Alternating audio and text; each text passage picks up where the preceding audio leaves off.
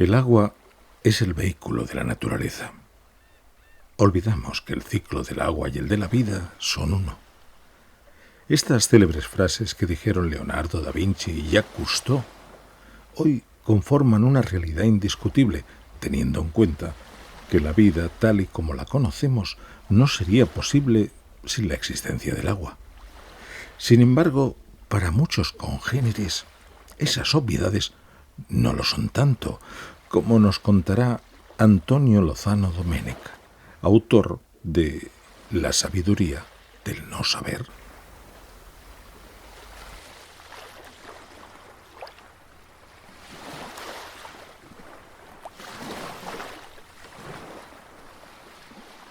Salve, aprendiz de ser humano.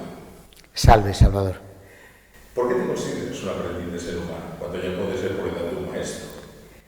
Bueno, porque creo que nuestro camino es un camino de aprendizaje y de juego y no acaba nunca. Estamos aprendiendo hasta el último momento antes de que nuestro cuerpo se marche, ¿no? O sea que la humildad es una virtud. De hecho, es casi una condición necesaria porque es lo que nos toca, ser humildes. Y a veces perdemos el foco y nos olvidamos de esa característica, pero debería estar en nosotros de manera continua. ¿Cómo va ese viaje alucinante como aquella película de los años 60 a través del cuerpo humano buscando esa parte donde se supone que está la consciencia? Pues se desconoce. No sabemos ni qué es la conciencia exactamente, ni su naturaleza, ni su ubicación en el cuerpo, y de hecho la ciencia desconoce si está en el cuerpo, en qué parte o fuera del cuerpo incluso. Pero tenemos certeza de que existe la consciencia. Bueno, ahí hay también una discusión, hay un enfoque diferente. Por ejemplo, si nos vamos a la tradición occidental, definiremos consciencia, o la consciencia se define ligada al pensamiento. Si nos vamos a la tradición oriental, la consciencia está cuando estamos más allá del pensamiento. Es decir, estamos en el inicio porque no hay acuerdo ni exactamente qué es la consciencia. Para Occidente es una cosa y para Oriente es otra. Y a nivel científico no tenemos localizado su ubicación, o sea que estamos aprendiendo también eso. Sorprende escucharte con esa filosofía tan zen que dirían ahora, porque un hombre como tú, vinculado al mundo de la empresa, doctor en ciencias políticas y sociología, que ha escrito un libro que va de la búsqueda del saber para ser feliz. Claro, tú eres una persona que ha vivido mucho. Se te nota. Dicen que la cara es el espejo del alma, ¿no? Entonces, realmente viéndote, como se podría ver a mí, se nota que somos personas que hemos vivido mucho, no sé si intensamente o no, pero hemos vivido mucho, por lo menos por tiempo, por longevidad en este espacio, ¿no? Sí, sí. Y tú has hecho muchas cosas, ¿no? Entonces, has sacado esas conclusiones a través de la experiencia, imagino. Bueno, un mix. Hubo un momento en que busqué a través del intelecto y busqué respuestas a través del intelecto, y ahí está, bueno, pues, mi formación universitaria, que es bastante diversa o amplia, y cuando vi que no era suficiente, hice el viaje al revés, a la consciencia, de fuera hacia adentro, y después a eso se le suma la experiencia, claro. Porque tú te decides, como imagino mucha gente de nuestras generaciones, pero supongo que tenemos unas edades próximas, buscar el éxito, ¿no? Porque se supone que ahí está la felicidad del ser humano, el éxito como nos lo habían metido durante esas épocas, ¿no? Bueno, a lo mejor no se sigue vendiendo, Sí, sí. ¿no? Que siempre el éxito pues implica pues dinero y todo eso. El dinero que sí es una energía positiva. Entonces decides pues entrar en el mundo de la industria, en un banco, creo, y en el banco te das cuenta de que todo eso que te han vendido es mentira y tú eres plenamente feliz, ¿no? Con eso. Bueno, era muy joven y tenía no me completaba, no me llenaba, y tenía la sensación de que había mucho más fuera de ahí, había muchas cosas a conocer. ¿Y cómo llegas a eso? Lo sentí. Eso fue una mañana afeitándome antes de ir al trabajo. Estaba escuchando la radio. Si no recuerdo mal, era una emisora de ámbito estatal. Estaban hablando de un sociobiólogo de Wilson y de sus estudios sobre el comportamiento de las hormigas. Entonces yo me di cuenta que yo desconocía las bases de mi comportamiento y sentí una enorme curiosidad en saber por qué pensaba como pensaba y por qué sentía como sentía. Y lo que busqué es una formación que me permitiera entender de alguna manera eso, y me marché de Barcelona, viajé a Madrid y empecé a estudiar sociología. Y al poco, pues al cabo de un tiempo salí del banco, dejé el banco y empecé con otras actividades. ¿Sí? Y después de estudiar sociología tampoco, llegaste a la conclusión que tampoco estaban las respuestas que tú estabas buscando allí, ¿no? Bueno, encontré algunas respuestas, pero faltaba algo. No sabía el qué. Es decir, yo estoy muy contento de haber estudiado, de haberme formado como sociólogo, pero faltaba. La respuesta no estaba completa. Tenía más preguntas, tenía respuestas, pero tenía más preguntas que cuando empecé porque había profundizado. Esta es la paradoja del conocimiento. Y entonces decidí hacer un stop and go y marcharme a un tiempo fuera a ver qué quería hacer con mi vida y cómo le iba a conducir. ¿Y te fuiste a Brasil? Brasil. ¿Por qué Brasil? Porque me quise dar un año de no hacer nada, y para no hacer nada el nordeste de Brasil, con sus tremendas playas y su vida, digamos, enfocada a los sentidos, era una buena opción, y entonces marché allí. Sí. ¿Qué buscabas? El hedonismo, el placer. Buscaba el hedonismo y además buscaba estar, es decir, el hedonismo en la parte de la tarde, noche y hacia adelante, y durante el día la tranquilidad, el tener tiempo en el que me invadieran respuestas, ¿no? Para disfrutar de Brasil hay que ser brasileño. No. Cualquier persona puede disfrutar de ese enorme país. Aunque ellos es una filosofía de vida para ellos. Sí, la verdad es que ellos saben vivir bastante bien, ¿no? De hecho, tú estuviste un tiempo y te volviste. Sí, yo estuve un tiempo. No, yo estuve un tiempo ya en lo que yo tenía que recorrer ahí lo recorrí, y entonces luego estuve un año andando, caminando por otros países y también siguiendo esa búsqueda de encontrarme, ¿no? Y entonces hice un viaje a pie de unos cuantos miles de kilómetros, ¿no? En diferentes países y con una mochilita pequeña y también en esa búsqueda hasta sentir un poco, bueno, esta etapa ya está, vamos a la siguiente, ¿no? Y eso duró un año más. Entonces caminé por Paraguay, Uruguay, Argentina, Chile y Perú, y desde allí ya volví. Y tomaste consciente de lo grande que es eso, ¿no? Sí, por Dios, que es enorme, es enorme. Cuando dicen que en Argentina, en la ciudad de Buenos Aires, hay calles que tienen 2000 números. Sí, yo caminaba un trocito en cada país, porque son países enormes. Caminaba un trocito en cada país. Pero es Tú eres el caminante, yo creo que hay dos tipos de caminantes, ¿no? El caminante que como los burros llevan las orejeras y va en su camino y en su mundo abstracto y no disfruta. Y la persona que todo lo que va viendo son nuevas experiencias y le gusta tener contacto, ¿no? con la gente autóctona de las zonas, y eso le enriquece el contacto con seres humanos. Yo soy más del segundo, aunque intercalo. Cuando vas caminando tienes momentos de soledad. Y ese viaje lo hice con mi hermano Juan, íbamos los dos, y entonces cuando tú vas caminando tienes muchas horas en las que vas en el caminar, que es una meditación fantástica, ¿no? Y luego tienes momentos de contacto y de compartir con otras personas, y es fantástico también. Entonces, lo bonito de un viaje a pie, que llega a ser adictivo, es que tienes esa combinación que es absolutamente magnífica, ¿no? Tienes esas horas al día, 7, 8 horas al día que vas caminando y que vas en ti, vas en ese estado meditativo que lleva el caminar, y después, cuando resulta que el día acaba en un lugar donde hay más personas, porque a veces el día acaba en medio del campo, ¿no? Pues compartes, ¿no? Y eso también es muy bonito.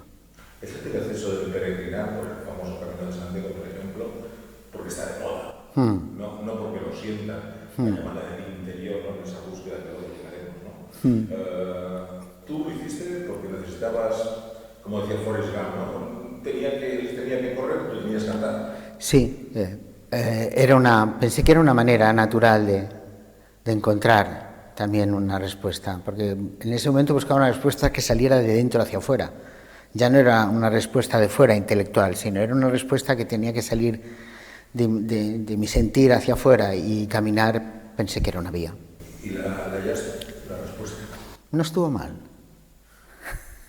No estuvo mal la guía que salió. Sí. Te enriqueció, ¿sabes? Sí, sin duda, estoy muy, muy contento.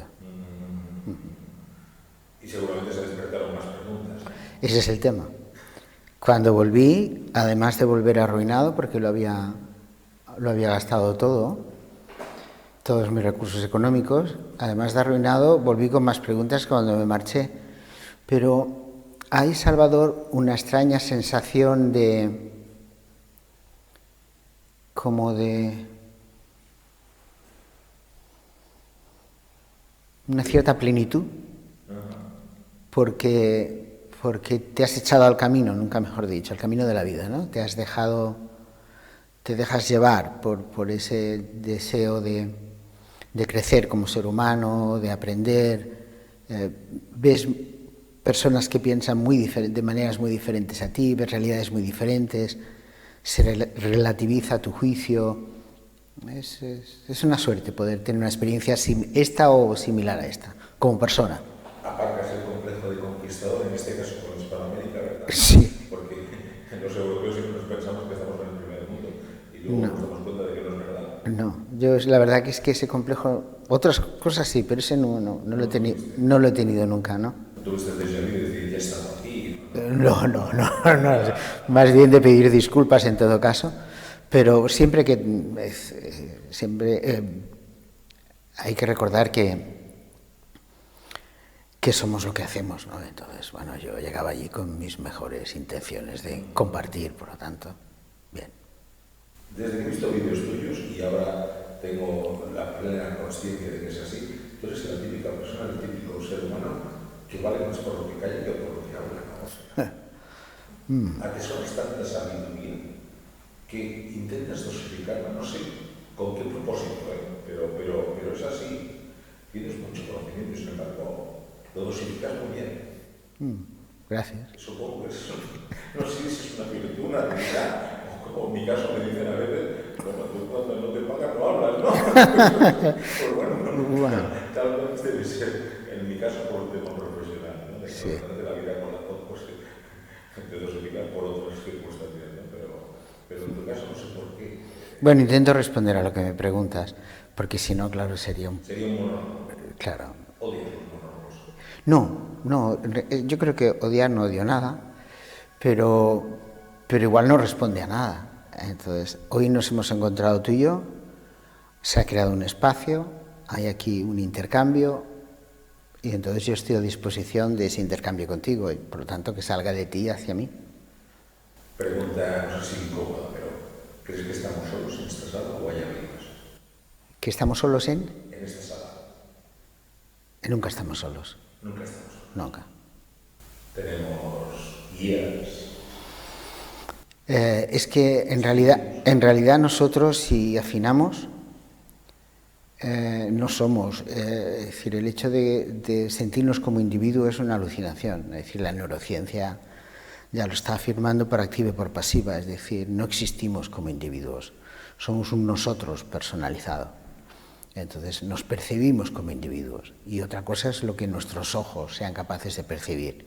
Entonces, si hablamos desde nuestros ojos, Salvador, tú y yo aquí estamos solos. Pero si hablamos de ir más allá de lo que dicen nuestros ojos, ningún ser humano está solo jamás. Pero fíjate, Antonio, que lo de los ojos también, como tú dices muy bien en tu libro, es mentira en el sentido de que nuestros ojos perciben unas cosas. Sin embargo, si hubiera un gato, sus ojos percibirían otra realidad, ¿no?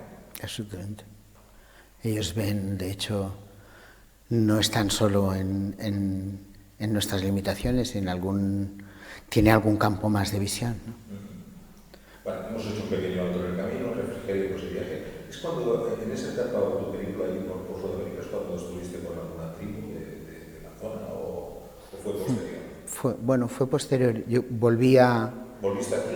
Volví aquí, sí, volví aquí. ¿A recargar pilas y economía, no? No, volví aquí pensando que ya estaba, pero me di cuenta que no, y entonces fui a Madrid, donde había estado un tiempo estudiando, y di unas conferencias, y con esas conferencias me financié volver, y entonces es cuando me fui a Panamá, y ahí es donde hice mi tesis doctoral con la comunidad Kuna, con los indios Kuna. O sea que en Panamá, aparte del Canadá, hay una tribu que se llama los indios Kuna. Ay, sí, sí. Sí, ellos tienen 360 islas y un trocito de la franja costera, y ahora no lo sé cómo estarán porque yo estuve hace pues más de 30 años. Muchas lunas. Sí, y entonces, pero tienen su autonomía, su territorio. ¿Y por qué escoges de Panamá y esta tribu? Bueno, yo escogí esta comunidad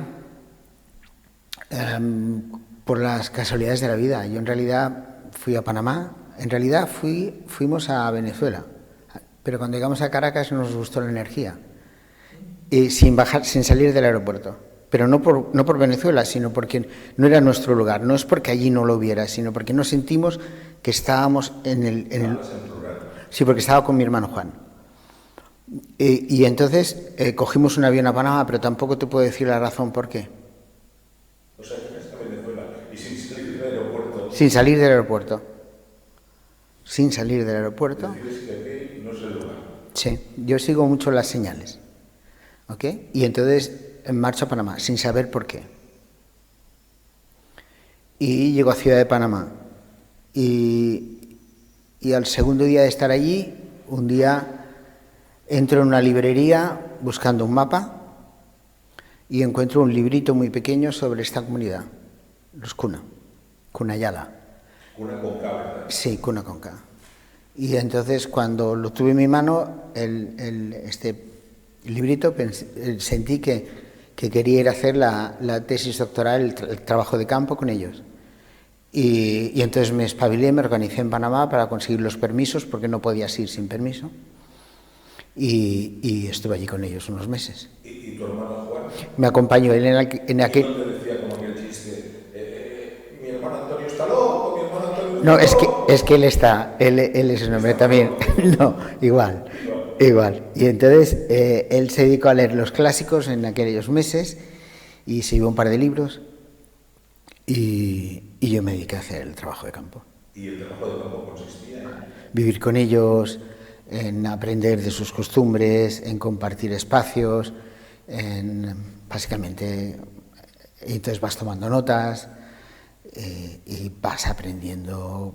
Pero que es una especie de estudio étnico. Sí, de hecho mi tesis doctoral la presenté en el Departamento de Antropología de la Universidad Complutense de Madrid y es como una memoria etnográfica. Se llama Sociedad y Cosmovisión en Kunayala y explica su organización social y también explica su cosmovisión, cómo ven el mundo y tanto desde el plano físico como en creencias, ¿no? Yo en este punto, no sé si a ti te pasó lo mismo yo, de niño me crié pensando que lo típico, ¿no? Viendo las películas de oeste que tanto me gustan, los indios Sioux eran los malos, los vaqueros, la caballería, los buenos, los salvadores del mundo. Y luego con el tiempo, después de ver películas como Soldado, te das cuenta de que todo es mentira. Y ahora, con la edad que tengo, me doy cuenta de que es una gran mentira. Los indios Lakota, los indios Sioux tienen la sabiduría. No sé si porque han tenido contactos con seres que vienen de las estrellas, como dijo el señor Daniken, o no sé por qué, pero imagino que toda esa sabiduría, desde que los jefes de las tribus lleven ese penacho de plumas de las águilas, que es el animal vuela más alto y tiene una visión por tanto de 360 grados, y eso les da sabiduría para ser jefes de la tribu, no como nuestros políticos. Todo eso imagino debe ser bastante común en muchas tribus, ¿no? Con lo cual hay una especie de hilo, como dicen, no sé si es el color, hilo rojo, hilo dorado, que une todas esas tribus de norte a sur, de este a oeste. Bueno, tienen las mismas fantasías que nosotros, no son diferentes. No. Fantasías. Sí, tienen también la fantasía del individuo. Lo que pasa es que ellos están más conectados. Nosotros tenemos la fantasía del individuo, pero nos hemos desconectado de la naturaleza. Ellos, no todos, porque hay comunidades indígenas que han sido totalmente arrasadas por la cultura occidental, por el hombre blanco, y entonces las han destrozado su cosmovisión, es decir, somos responsables de eso, ¿no? Pero imaginemos que estamos hablando de una comunidad donde eso no ha sucedido, ellos aún tienen una conexión muy fuerte con su entorno, ¿no? Pero la fantasía es muy similar. Existe la fantasía del individuo, existe la fantasía de la familia, ¿vale? Existe la fantasía del poder y la solidaridad muchas veces viene dada por una cuestión de necesidad. Es decir, nosotros allí en la selva tú sales al trozo de tierra que tienen para cultivar o a pescar y tú no sabes si volverás. Porque hay muchas posibles causas que acaben con tu vida, la vida de tu cuerpo, ¿no? Entonces, esa duda la comparten todos los miembros de la comunidad. Entonces lo que hacen es ser solidarios porque realmente hay una alta posibilidad de que te pase a ti o le pase al otro. En Occidente vivimos con una fantasía de seguridad, de que tenemos la vida, no sé, que controlamos la vida, que somos los dueños de nuestra vida. Y entonces, como tenemos esa fantasía, somos menos solidarios. Pero claro, es que tampoco cuando salimos nuevamente al despacho o tú vas a grabar a la radio, nuevamente, salvo que pase algo extraordinario, volverás con vida a tu casa. Entonces, me refiero que a veces es el entorno. No sirve planitar lo que está escrito, como que vale, pero me refiero que no tienes 1000 causas que, ¿entiendes? Y no son tigres de Bengala, puede ser un pequeño sapo, puede ser un manglar, pueden ser 1000 cosas, ¿no? Entonces, pero una de las cosas también hermosas de dejar que la vida te enseñe, de exponerte a la vida, de moverte, de viajar, es que se van muchos mitos, ¿no? Y entonces acabamos todos como muy, el ser humano, ¿no? Ves en lo que somos parecidos y también ves nuestras grandezas, que no son las que nos han explicado, son muchas. Y ahí yo no soy capaz de establecer barreras de quién más, quién menos, en las comunidades indígenas o en el hombre aculturado.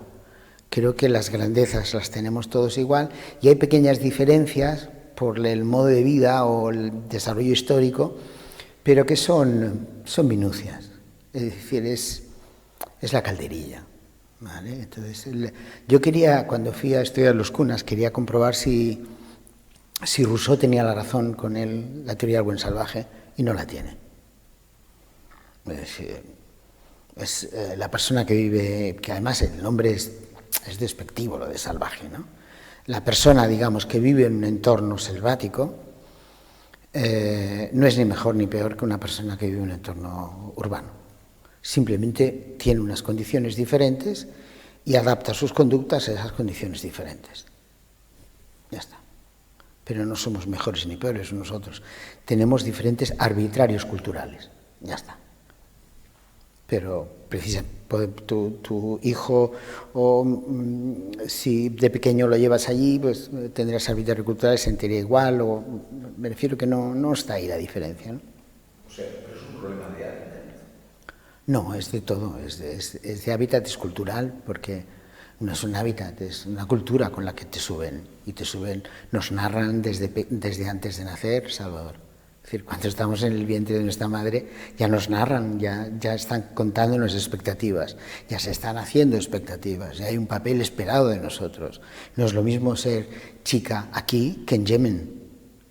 Entonces, no es cuestión de hábitat, es todo lo que va conjunto al hábitat, ¿no? Que es la cultura, la historia, las tradiciones, la familia en la que naces, tus recursos, tus contactos, es todo, es un todo, ¿no? Esa es otra de las cosas que te hacen un aprendiz continuo. Sabes que la vida es compleja, muy, muy compleja. Y entonces no hay explicaciones sencillas para las cosas. Estaba intentando formular la siguiente pregunta porque me saltaban muchas dudas y muchas preguntas después de escuchar una de las cosas que me hacen no gracia, porque no es la palabra gracia, digo, pero sí que has dicho muchas veces fantasía. O sea, ¿tú crees que vivimos en una fantasía total? Esto es como una historia interminable, ¿no? O sea, Sí. que se llama fantasía. Sería un Matrix. Vivimos, pero no es decir, el hombre occidental, particularmente, y desde el Renacimiento en particular, de siempre hemos sentido la necesidad de intentar explicar el mundo. ¿Vale? Y entonces lo hemos intentado explicar con teorías de lo más variopintas. Pero esas teorías no son el mundo. Nosotros hemos intentado explicar el universo. Pero el universo no es lo que explicamos con estas teorías. El universo es el universo. Y ahora, desde hace apenas 100 años, ya sabemos que el universo es no complejo, mucho más que complejo. Es indescifrable. Y además sabemos que se escapa a nuestro entendimiento, pero no de ahora. Nunca el ser humano tendrá la capacidad intelectual para conocer el universo, porque no es nuestra misión. Somos mucho más pequeños que eso.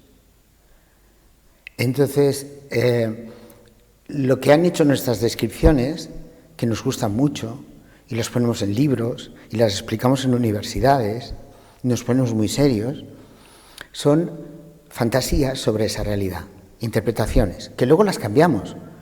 Pero no, las cambiamos continuamente, pero no nos damos cuenta que igual que la que estamos afirmando también es la siguiente fantasía. Entonces vivimos una fantasía porque nosotros no tenemos una explicación de la complejidad de la vida, no sabemos ni dónde está la conciencia, no tenemos un mapa íntegro del funcionamiento del cerebro, no tenemos un mapa íntegro del funcionamiento del cuerpo, no sabemos nada. Somos unos aprendices, no yo, todos.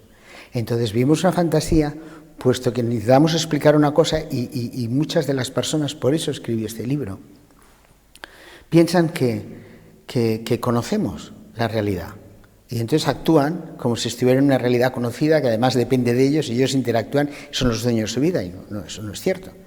Y entonces eso significa vivir en una fantasía, pero además creértela. O sea, que vivimos en el mundo de los ignorantes o de los ilusos. Bueno, yo diría que con muy buena fe todos replicamos ese deseo de no tener incertezas. Y entonces nos creemos a las personas que explican, que dan explicaciones fáciles para entender cómo funciona todo, ¿no?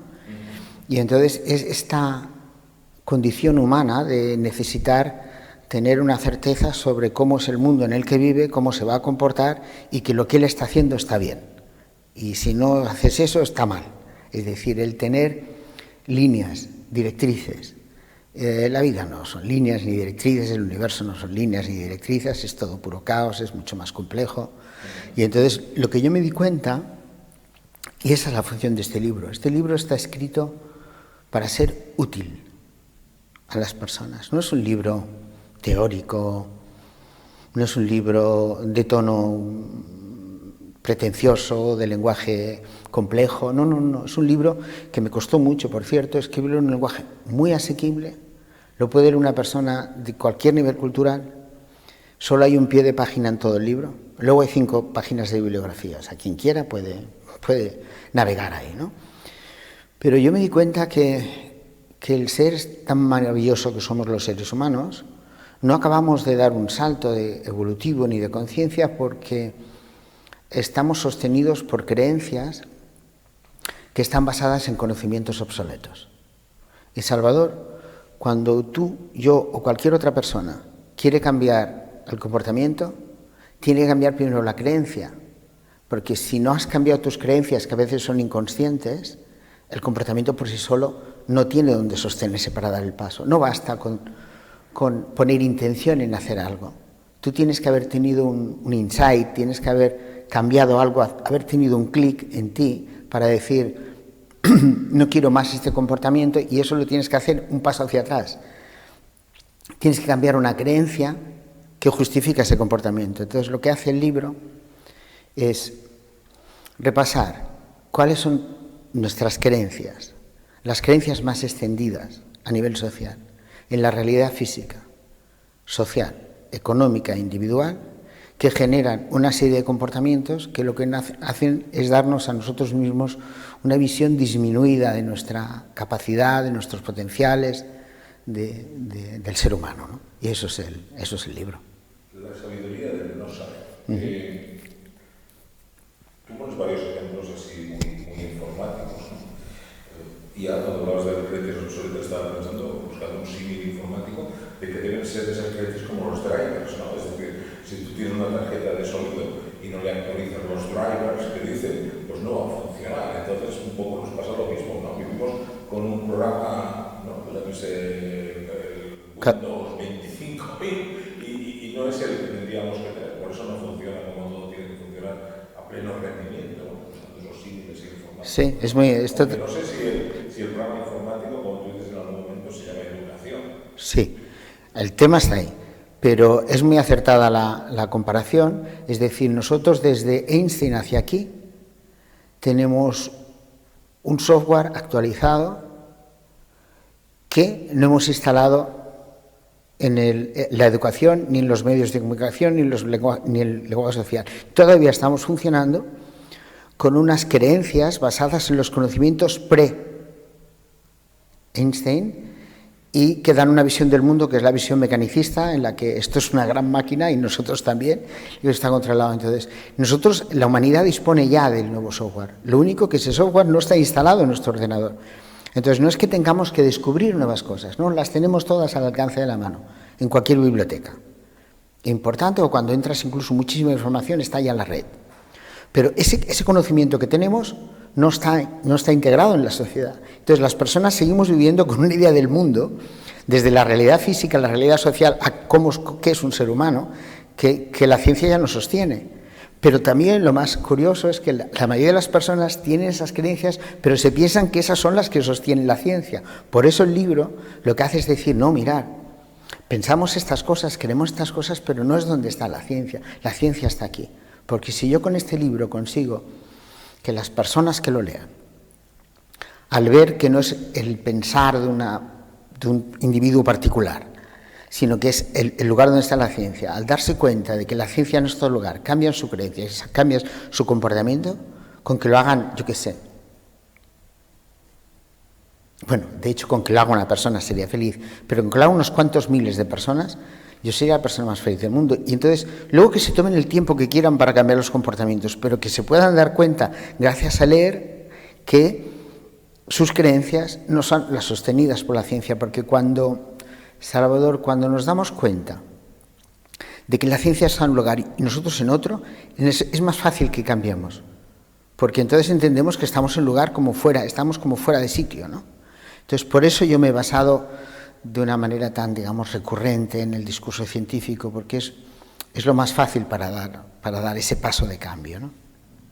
¿Se ha buscado realmente una herramienta que sea útil con tu vida? Sí, esto es una herramienta de transformación personal y de transformación social, a través de un discurso en 160 páginas, pero que tiene un calado, porque lo que yo creo que lo que aporta el libro es una mirada nueva, y eso es lo que significa un giro, es decir, paremos un momento, leamos el libro y demos cuenta si nuestras creencias están en un lugar y debieran estar en otro. Y si es así, actualicemos, porque cuando hagamos eso, nuestra vida cambiará. Por eso el subtítulo del libro es Actualizar conocimientos para cambiar creencias que cambiarán en nuestra vida, ¿no? ¿No obstante dices que es un legado? Sí, yo estoy muy agradecido a cómo me ha tratado la vida. Es decir, vamos a ver. Yo no decidí dónde nacer, cuándo nacer, qué familia tener, qué salud tener. Hay muchas cosas que la vida me ha dado y que yo pues la he podido cuidar, pero que no es un mérito mío. Y entonces la vida me ha dado herramientas para que yo pueda aprender, viajar, conocer, disfrutar. Y entonces cuando eso es así, hay un momento en que sientes también el compromiso de devolver lo que la vida te ha dado de alguna manera, lo que tú has aprendido, ¿no? Eso es gratitud, es agradecimiento, de tanto que es agradecimiento. Entonces, este libro, igual que los cursos que ahora empezaré a dar online, tanto para aquí como para el resto del mundo, porque empezaré en castellano, pero también los daré en inglés para que puedan asistir público de cualquier país del mundo, es un poco entregar eso que yo he aprendido para aquellas personas que viendo el libro, o viendo tu entrevista, o viendo algún artículo, o lo que sea, digan, me resuena y quiero profundizar aquí, ¿no? Entonces es una manera de volver eso y ponerlo a disposición de las personas que resuenen con ese aprendizaje, yo creo que... Para las personas desconfiadas, digámosle que tú eres una persona que tiene, entre comillas, la vida resuelta y que todo esto lo haces porque consideras que lo tienes que hacer como misión de vida, si le podemos denominar así. Lo digo porque hay mucha gente que dice, he escrito libros, no sé qué, lo hace todo esto para ganar dinero, ¿no? Bueno, yo no tengo nada contra el dinero, ¿eh? No, yo tampoco. Vale, no. Positiva. Eso es, no, ni en contra ni tampoco... sí, es decir, la vida me ha tratado bien. Entonces, yo hago cosas y haré cosas yo creo que hasta el día que mi cuerpo se vaya de aquí, ¿no? Y lo que ahora, las dos cosas que ahora hago que me llenan, una es el libro y las actividades que van a ir desarrolladas con el libro, que las estoy organizando ahora y que estarán disponibles algunas en la web en 2 semanas. ¿Cómo es la web para que los... Sí, se llama lasabiduríadelnosaber.com. ¿Vale? Sí, la página ya está y ahora lo que empezarán a aparecer son estos cursos online. De la sabiduría del.com. Vale. Y entonces yo hago todo esto como una manera de entregar, entonces lógicamente hay un intercambio como en todo, ¿no? Pero la vida sí, la vida económicamente me ha tratado bien y me ha dado oportunidades. Entonces yo sigo haciendo cosas, pero ya te digo, no. Entiendo que la vida es tan corta y es un regalo tan magnífico que... Porque la gente piensa que tenemos que hacer las cosas de forma altruista y no es así. Pienso que muchas veces las cosas tienen que tener un precio. Porque la gente es cuando valora más. Lo que no cuesta no se valora, desgraciadamente, ¿no? Ya, bueno, eso es parte moral cristiana. Es decir, vamos a ver. Por un lado admiramos a las personas que ganan mucho dinero y mucha gente los toma como modelos. Pero por otro lado, todo lo que tenga profundidad, en conocimiento o en conciencia, como tenemos conectado con la religión, queremos que sea gratis. No, eso es una actividad.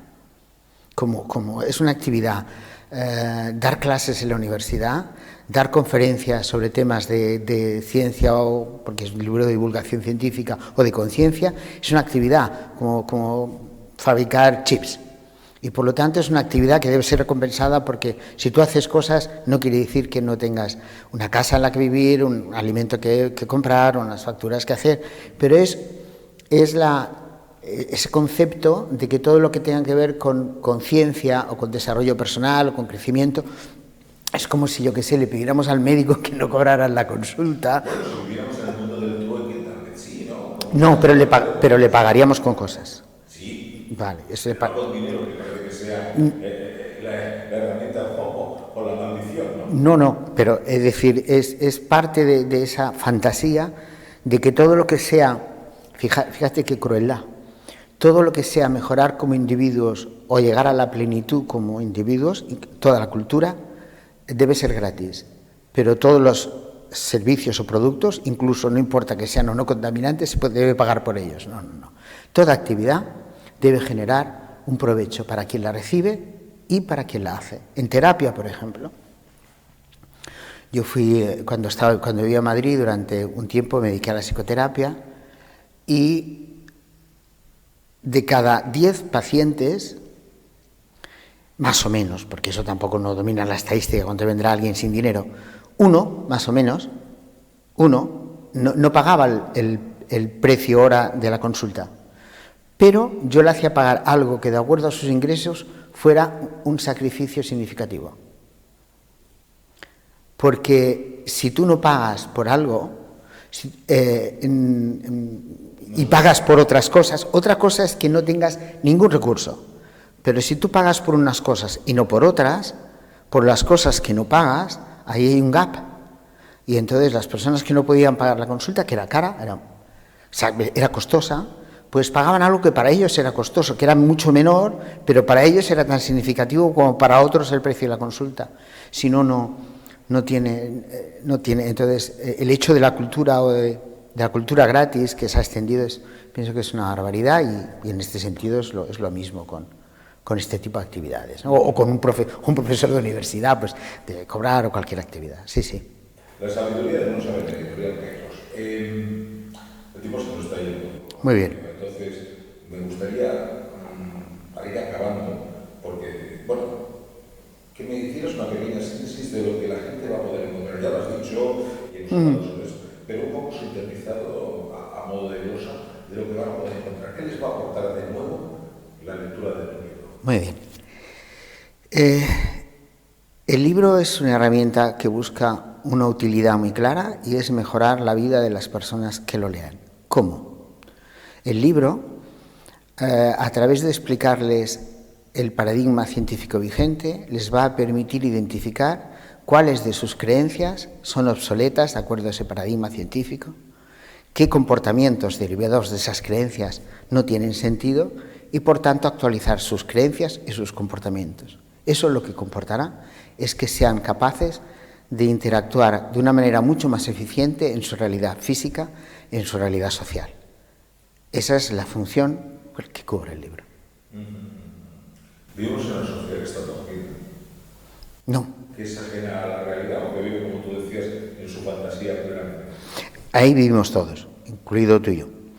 Pero creo que nunca ha habido en la historia de la humanidad tanta conciencia como hay ahora. Lo que pasa que a veces parece que eso no es así.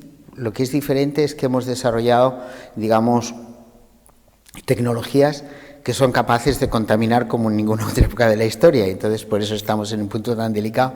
Pero nunca ha habido tanta cultura, tantas personas con conocimiento, tantas personas con capacidad de leer un libro, o tanto conocimiento disponible, tantas personas interesadas en la conciencia como las hay en este momento. Y además, personas que no están ligadas a un credo religioso.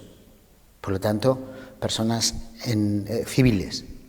Entonces, creo que estamos en un momento fantástico en el que tenemos una oportunidad única de dar un salto de conciencia. Ahora, para hacerlo, en mi opinión, según mi criterio, tenemos que cambiar las creencias sobre las que se basa este sistema, actualizando lo que ya tenemos. Entonces, el problema es que seguimos creyendo en lo mismo, teniendo un conocimiento disponible en un mundo que estamos poniendo en peligro por unas tecnologías determinadas. Pero conciencia, creo que como ahora, nunca antes, tanta. ¿Y crees que estamos en un momento también decisivo para esa evolución o involución de las sociedades? Sí, estamos en el primer momento.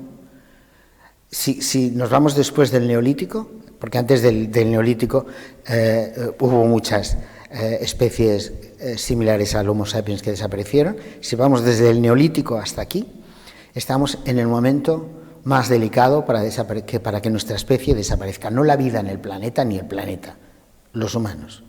Nunca hemos estado en un momento tan delicado por una cuestión de cómo estamos tratando nuestro entorno por el uso de las tecnologías, la contaminación. Ayer mismo salieron los datos en la revista Nature, salió un artículo de que tenemos 7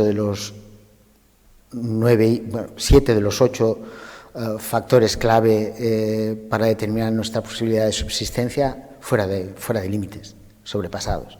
O sea, creo que este momento es un momento especialmente delicado.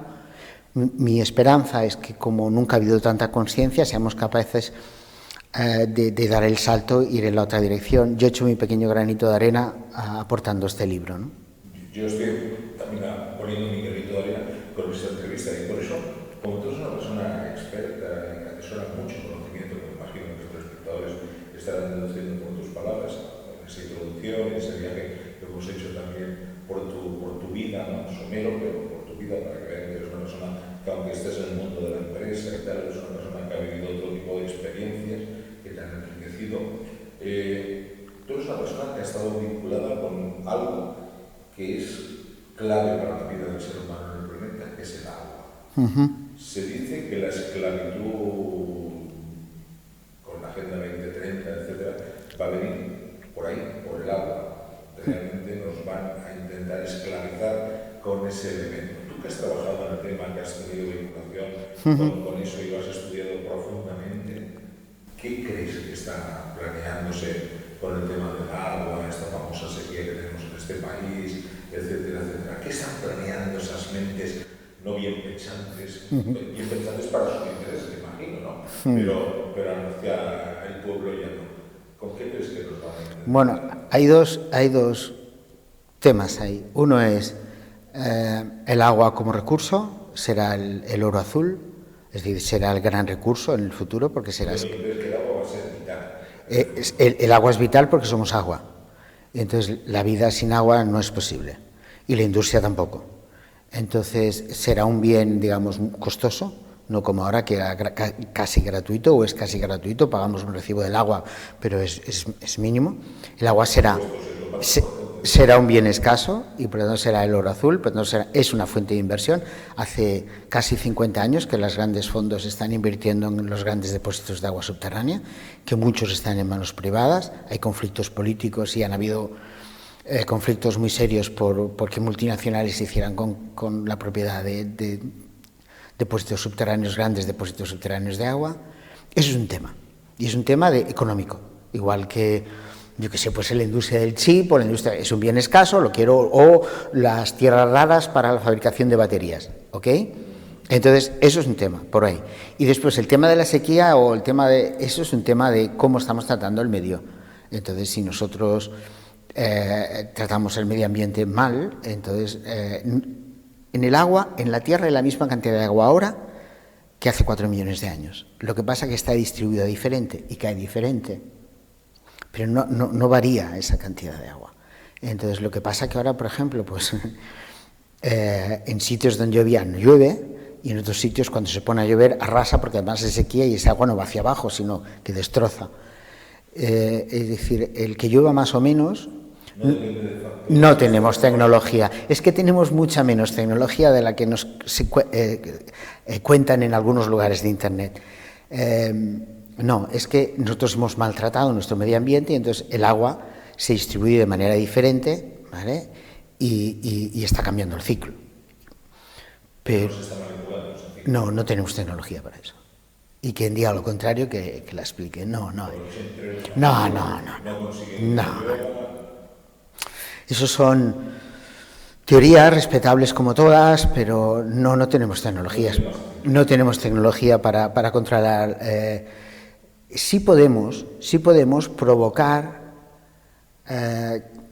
acelerar un proceso de lluvia cuando hay una base para hacerlo. Eso es posible, poco más, ¿vale? Es decir, esta es otra de las cuestiones que cuando toco la realidad física en el libro intento llevar para que nos demos cuenta, nos pongamos en el lugar de humildad en el que el ser humano debe estar, porque estamos un poco, nos hemos venido arriba un poquito. Es decir, las ciencias conocen el 4% de la realidad física, que es la materia. De ese 4% que es la materia conocemos su naturaleza, pero no su origen. Es decir, desconocemos el 96% de la realidad física y el origen de la materia. Por lo tanto, relajémonos en cuanto hablamos de lo que conocemos y nuestras tecnologías. Es decir, ese es el punto en el que estamos, igual que en el espacio, en el libro también lo pongo, el universo se estima que mide 95.000 millones de años luz y nuestro viaje tripulado más lejano fue a la Luna y es de 2 segundos luz. O sea, ahí ese es nuestro lugar. Entonces yo creo que eso no se verá. Para mí el ser humano, que es un animal absolutamente fabuloso, fantástico, tiene más una misión de entender y vivir una vida en armonía que de descubrir leyes universales. No está en nuestro... Es no ser polémico para concluir. Sí. Dices que no tenemos tecnología para cambiar el clima. O no para destrozarlo, sí. Para destrozarlo, sí. Sin embargo, todos sabemos que el agua de uso potable que tenemos en nuestros grifos están manipuladas, se están potabilizando con aluminio, con una serie de elementos que sabemos que provocan enfermedades, llámese Alzheimer, por ejemplo. Bueno, pero es más grave que eso. Hay residuos industriales que no pueden retirar, es decir, las compañías municipales de agua hacen un trabajo estupendo, pero y todos los residuos de medicamentos. Me refiero, nosotros podemos estropear el medio ambiente. Si le decimos a eso manipularlo, correcto. Pero otra cosa es manejarlo a nuestro antojo. Lo que podemos es ser torpes. pero no nos podemos inventar el medio ambiente, no podemos transformarlo, lo que podemos es destrozarlo, pero en realidad no lo estamos destrozando porque estamos destrozando nuestras posibilidades de vida, es decir, si nosotros seguimos destrozándolo desapareceremos y en 10.000 años el planeta se habrá regenerado, todo estará limpio y no quedará ni rastro, ya está, es decir, lo único que estamos haciendo con estas tecnologías y con el uso no civilizado, además que conocemos, sabemos perfectamente qué debemos hacer para que todo sea sostenible. Siendo no sostenibles, lo único que hacemos es ponernos dificultad a nuestra supervivencia como especie. Y mi fe es que estamos a tiempo de revertir esa situación y girar y darnos cuenta que merece la pena seguir aquí, ¿no? Nos quedamos con esa visión positiva, pero has dicho que hay recursos de aguas subterráneas que están en manos privadas. Muchos. ¿Cómo pueden ser dueñas de ese Comprando. de un bien común? Comprando. Comprando, ¿se puede comprar? Y tanto. Y si sabe qué recursos de aguas subterráneas tenemos en este planeta que podrían ser la solución para la vida de muchísimas personas. Sí. El agua ha pasado a ser un bien de inversión, igual que las materias primas, es decir, si miráis, si hacemos una historia de las bolsas, de cómo, es decir, la inversión en futuros, cuando las materias primas entraron en las bolsas como parte de la inversión en futuros, cambió todo el tinglado, es decir, cambió la manera de ver las materias primas. El agua es una materia prima y por lo tanto está sujeta a inversiones, a compras y a ventas. Fantástico. Bueno, pues ¿tú bebes agua embotellada o agua? Yo tengo en casa un equipo integral de tratamiento del agua que entra... ¿Es el famoso sistema de osmosis? No, más. Cuando el agua entra en casa, pasa por un dinamizador, es una tecnología que lo que hace es estructurar el agua, luego pasa a un descalcificador en la que se le retira la cal y luego pasa una osmosis de flujo directo en la que se retiran contaminantes y luego es vitalizada en una jarra donde la tengo antes de beberla. ¿Y eso es accesible para los mortales? Sí, porque... ¿Es un sistema de Antonio avanzado? No, es una máquina, una osmosis... No, lo mío, la aportación mía es... Yo participé junto con un equipo de personas en la construcción del vitalizador, del dinamizador, pero hay, yo qué sé, solo en Alemania encuentras más de 80 compañías que hacen tecnologías de ese tipo y si alguien tiene curiosidad entra en Internet y se encontrará igual entre Estados Unidos y Europa 150, 200 opciones diferentes. Osmosis es una tecnología madura. No, porque el agua con la que cocinas, no, Salvador, y el agua con la que cocinas, nosotros somos un 70% agua, ¿ok? Hay dos vías de entrada del agua a nuestro cuerpo, el agua de los alimentos y el agua que bebes, las dos son fundamentales. En el agua de nuestro cuerpo se producen todas las reacciones químicas de nuestro cuerpo y todos los procesos de regeneración celular, desde que somos pequeños hasta que morimos. Es un factor clave para la reproducción de una célula, que haya el 75% de agua, es un factor clave que ese agua sea un agua de una calidad determinada. Entonces, lo que hay que cuidar es el agua que bebes y con la que cocinas. Entonces, eso significa que tienes, igual que tenemos un frigorífico en casa para tener frescas las cosas, dentro de unos pocos años, que ya lo empieza a ser, será normal tener un aparatito que alquilarán o que comprarás, pero que no cuesta más allá de 700 euros, 800 euros, es decir, que tampoco es, y es una cosa que dura años y años, porque vas poniendo filtros, pero dura años y años, y cuida toda el agua que bebes y que cocinas. Y eso acabará siendo un producto de uso común, como antes los ordenadores estaban en las empresas y ahora en cada casa hay 3, ¿no? Pues el agua, las personas cada vez estarán más concienciadas de que es un agua, de la importancia, de la salud por los mismos médicos, y entonces pues ese agua se tratará en el punto de uso igual que tratamos el frío, igual que tratamos la calefacción, el clima, ¿no? Eso es una cuestión de madurez de mercado, ¿no? Nada más. O sea, que es trascendental el agua. Es que somos agua.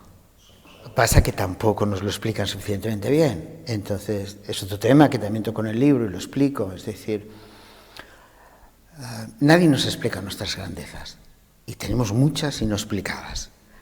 Perdón, pero es un tema que me apasiona. Se dice Por eso es tan interesante su ingesta. Sí, Es cierto. sí, ingesta, Dosificada, pero que el cuerpo sí, agradece el hecho de... pero ingesta dosificada, sí. Personas que no sean hipertensas, para determinado tipo de personas, pero sí, es que venimos del agua, nosotros venimos del mar.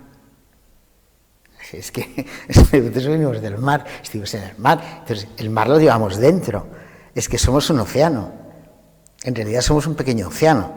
Pasa que parte de la historia, por eso es en el libro, para mí es también para los educadores, para las profesoras y profesores, es decir, es porque esto se lo explicas a los chavales y yo creo que les encanta también, ¿no? Solo un detalle, una gota de agua tiene 4.000 trillones de moléculas de agua que cambian sus enlaces de hidrógeno y oxígeno cada 100 millonésimas de segundo. Esos somos.